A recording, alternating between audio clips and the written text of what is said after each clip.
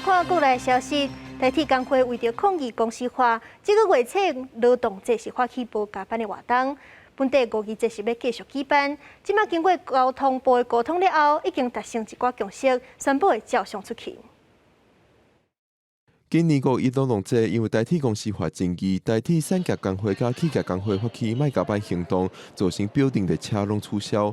原本按算5日节也会发起卖加班行动，不过经过参交通部沟通，25企业工会讨论决议，暂停发动卖加班行动。昨天他们经过很理性，但是也有里面有不同的意见的讨论哈。那他们决定就是端午节取消。 这个不加班的这个活动，昨天他们的决定已经是一个好的开始了。我是希望后面不要再有任何的这个不加班的一个活动。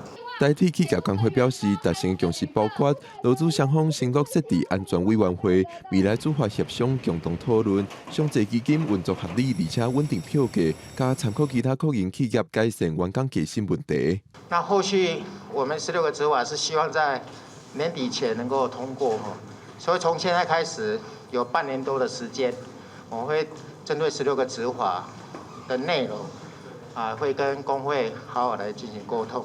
接下来要怎么来推动包括我们交通部的推动小组，然后我们拟出的16个执法。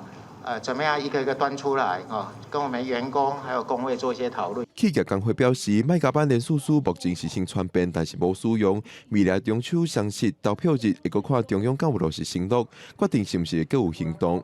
产业工会表示，目前也阁在了解员工对即摆决议的想法甲需求，会阁再对外界来说明。记者郭冠长随台北报道。